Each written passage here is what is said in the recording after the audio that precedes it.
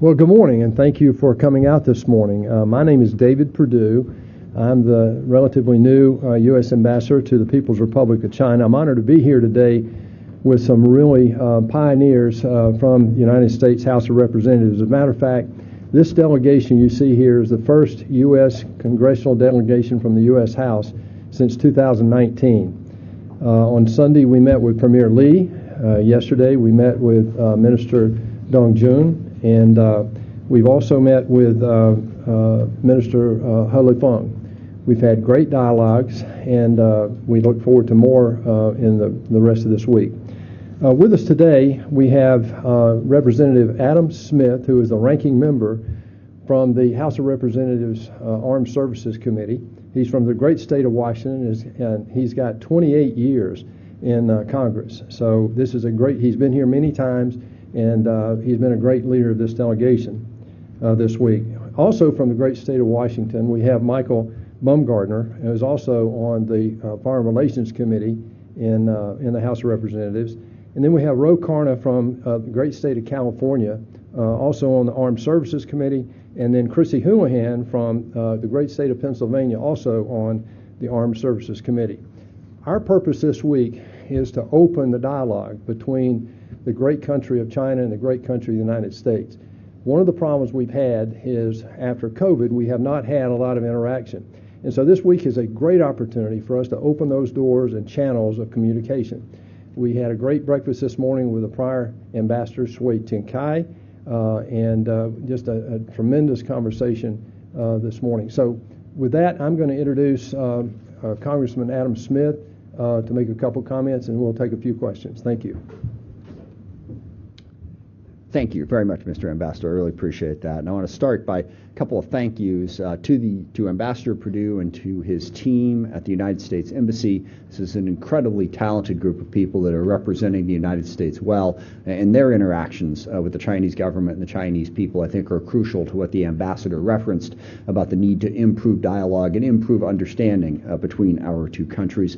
I also want to thank the Chinese government, the leadership. They've been very generous with their time. We've had robust and very helpful meetings, which I very much appreciate. They have welcomed us in. I thank my colleagues for joining me on this trip. I think the ambassador made it very clear what we're trying to accomplish. We want to open up the lines of communication. Without any question, China and the United States are the two most powerful countries in the world. Our relationship is going to be the most consequential relationship in terms of what the world is going to be like for decades to come. It is really important that we work to strengthen that relationship and better understand each other. It is absolutely the case that we have disagreements, but everybody has disagreements. You have to set up mechanisms for being able to talk about those disagreements and resolve them in the most reasonable way possible. And I feel strongly that there has not been enough communication between leaders in the U.S. and leaders in China, and we want to work to fix that problem, to open up the lines of communication and begin that dialogue. I don't presume to know what the answers are. How would we resolve all of those disagreements? I don't think anybody does. But I know we won't resolve them if we don't start having a better conversation about it and a better understanding of each other. Now, as mentioned, I'm the ranking member on the House Armed Services Committee. I've served on that committee now for going on 29 years.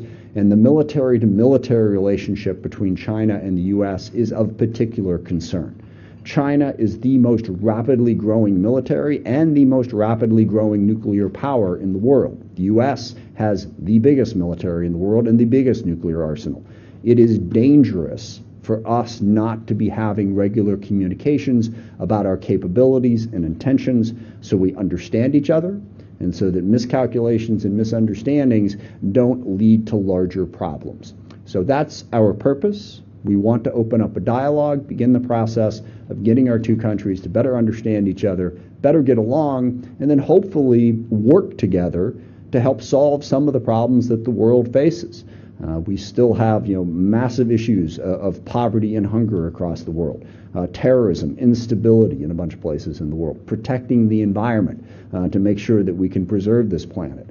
These are all things that both China and the U.S. bring a lot to the effort to solve those problems. It would be so much better if we could work more closely together on them. So again, I thank you for your hospitality, for welcoming this delegation, and I am happy to take questions. or she is happy to take questions, I should say. Let's start with Stephen John from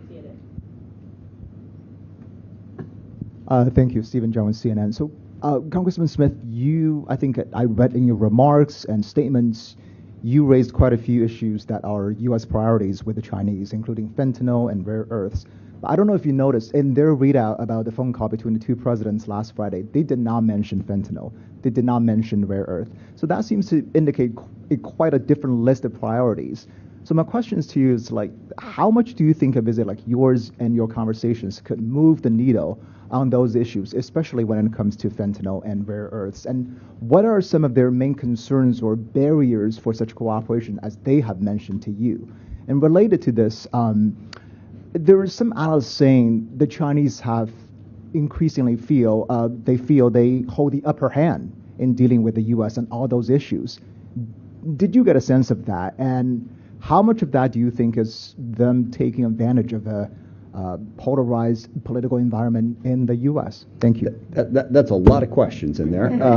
If I miss one of them, feel free to remind me. Look, but I mean, the basic gist of the whole question, it sort of gets at the core problem. There's a lot of misunderstandings on both sides. If you sat down with Chinese leadership and asked them, okay, what are the issues? Where are you at? Where is the U.S. at? What's most important? What's least important? You would absolutely get a different set than if you sat down with the United States leaders and asked that same question. There's the basic of negotiations. As chair of the Armed Services Committee, I negotiated 4 different defense bills on 100 different issues. And many of those conversations started with, person here, person there. And that's where you start. And then you work towards each other. I've worked on legislation. I've worked on local issues. It's the same thing. You have to be willing to start the process of saying, okay, this is where I'm coming from. Where are you coming from? And we're not even at that point yet. We're still sort of talking past each other. So I think the things your question brings up are the things that we're here to try and solve and to have that conversation. This is what's important to us. China has things that are important to them. And like I said, I don't presume that there's snap our fingers and we'll automatically resolve this. But I know how this process starts. And I have seen, as the diplomats here and my colleagues have seen as well, many things that seemed intractable and impossible, that once you actually started talking from the standpoint of let's try and resolve this, it is unbelievable what you can accomplish when you do that. And I think that's what China and the U.S. needs to do, because you pointed out some of the differences. We need to, I guess the joke is not necessarily get on the same page, but at least get in the same book as a starting point. Janice Mackey-Frayer from sorry, let me NBC. go ahead. One thing to that. You mentioned the president's call with President Xi. They had a great call. They're looking forward to getting together, as President Trump said, potentially in the near future, but certainly next year early. These topics you bring up are actively being negotiated now. We just got back from Madrid, and you see the readout on that. We talked to Minister He Lefeng this week about that. So there's ongoing conversation. I would say that the relationship between President Xi and President Trump is actually very good and very encouraging right now. Janice Mackey-Frayer from NBC. Janice Mackey-Frayer from NBC. When you talk about this level of communication and opening up these lines of communication, what is it that you're looking for? Is it to return to a level of communication between the two sides that existed in the past, or are you looking to open up new and different channels of communication? Given the experience that you bring to this congressional visit, was there a time when things were better, or is this what you would say a critical stage, even crisis? Yeah, no, two things. One, I think it's going to be new and different because both China and the U.S. are entirely different in entirely different places now than they were even a decade ago, much less 20, 30, 40 years ago. And yeah, I mean, the relationships have been in different places. I'm not a historian about all of that. I know in the past it has been better. But it's going to be new. It's going to be different because our two countries are in an entirely different place. And then we have to look at sort of what the broad issues are that we're trying to resolve. Certainly the economic issues are going to be important. The trade imbalances, our different perceptions of that. Our two militaries, what are our goals in the world? How do we get along? And then some of the conflicts in the world. How can we work together, on conflict in the Middle East, the conflict that continues between Russia and Ukraine, the challenges we have with North Korea. So I would say it's going to be in a different place than it was in the past, and that is where we need to go. Ryan from FT.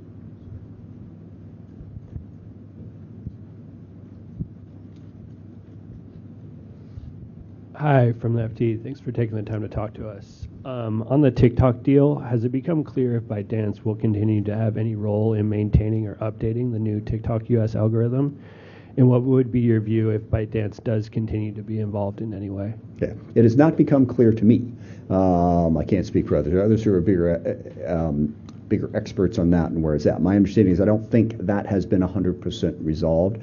I would say, and I think I would speak for the United States Congress and for the government, we would have concerns. The concern is basically we want to make sure that there is privacy and security, that it's not in jeopardy. How they resolve that, frankly, goes over my head, both technologically and in terms of knowledge in the negotiations. I'm not privy to those negotiations, but it is an important issue without question. Thank you. Colin Murphy from Bloomberg.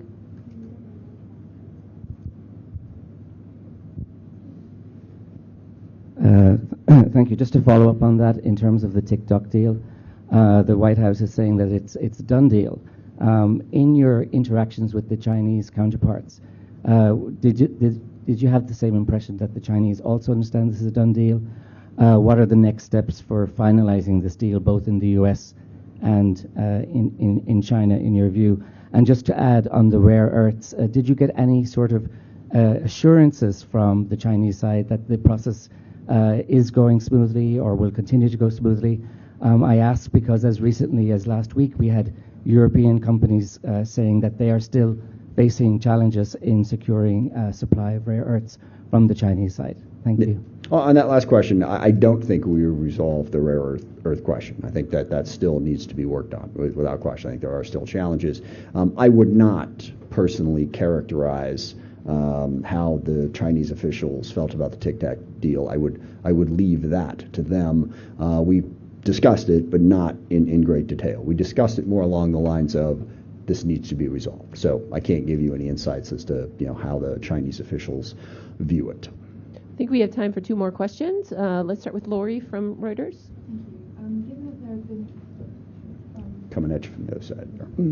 Thanks. Given that there have been some high-profile visits by the U.S. House to Taiwan in recent years, has China asked that the U.S. refrain from more of such visits to Taiwan in future?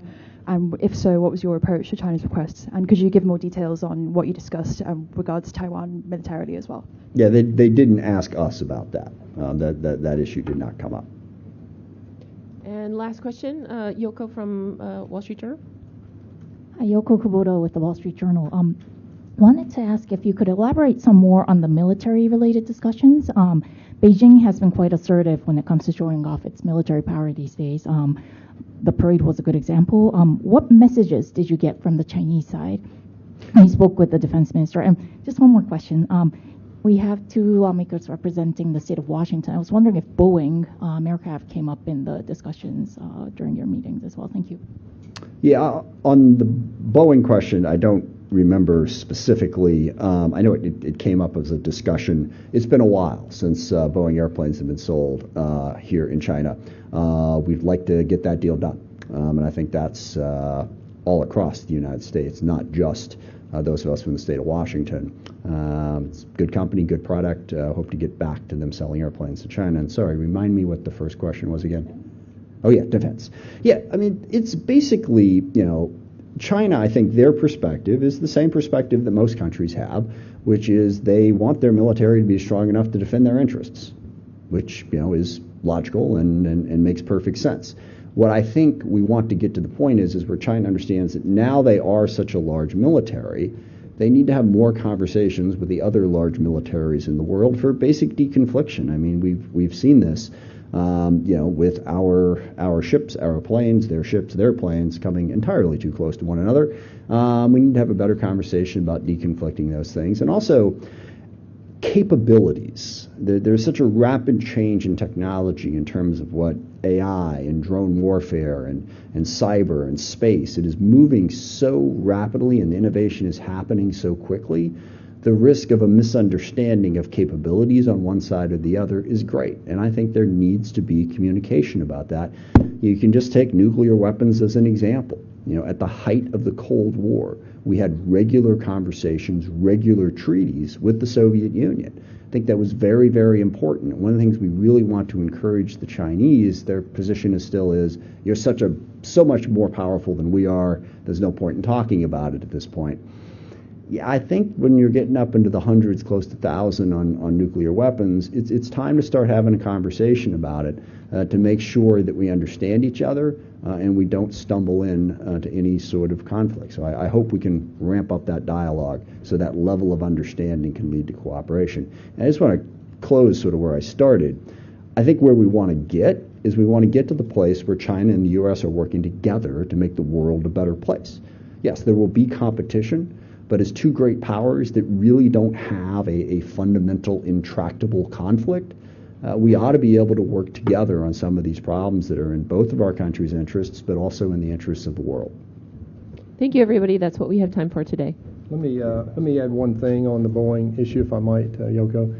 I personally had the privilege of being able to visit with them last week in Tianjin in their factory. And this is a great story of cooperation between the United States and China, of a commercial operation where they're here in China making products to be sold on products that will be sold in China.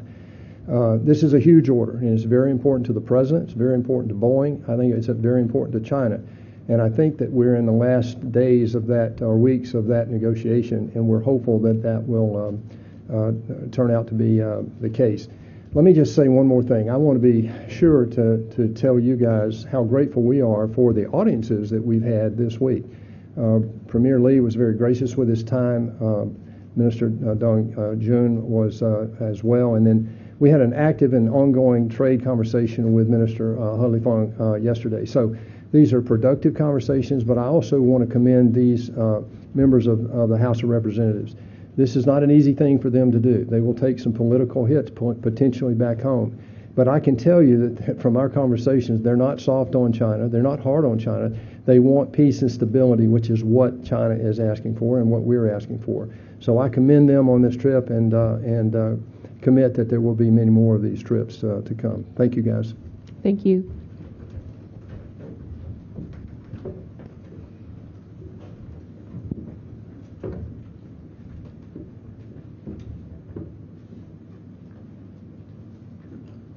Ambassador to China David Perdue and Representative Adam Smith of Washington held a press briefing at the U.S. Embassy in Beijing, marking the first U.S. House delegation visit to China since 2019.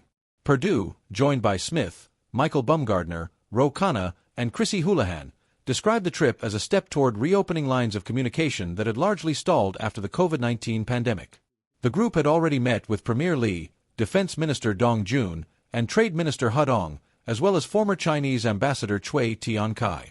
Smith thanked both the embassy team and Chinese officials for their cooperation, saying the discussions had been open and constructive. He emphasized that while differences remain, dialogue is the only way to prevent misunderstandings. He pointed to the global challenges of poverty, hunger, terrorism, and climate change as areas where the U.S. and China could play leading roles if they found ways to work together. Military concerns featured heavily in the conversation. Smith, the ranking member of the House Armed Services Committee, stressed that the U.S. and China, as the world's two largest military powers, must have regular communication to avoid dangerous miscalculations. He likened the current situation to the Cold War era, when the U.S. and the Soviet Union maintained steady channels for discussing nuclear weapons and security matters. Reporters pressed Smith and Perdue on sensitive issues, including fentanyl trafficking, rare earth supply, TikTok's U.S. operations, and Taiwan. Smith admitted that the U.S. and China prioritize issues differently but insisted that negotiations must begin somewhere. He said many disputes that seemed intractable in the past had been resolved once dialogue was underway. On trade, Boeing aircraft sales emerged as a point of discussion. Smith noted that the U.S. hopes to see Boeing resume deals in China, while Perdue described a major order under negotiation as a promising example of U.S.-China commercial cooperation. Both Perdue and Smith closed the briefing by stressing that the delegation was not approaching China with hostility or complacency, but with the intent to promote peace, stability, and more opportunities for communication. They signaled that more visits of this kind would follow, aimed at strengthening the relationship between the two countries at a critical moment.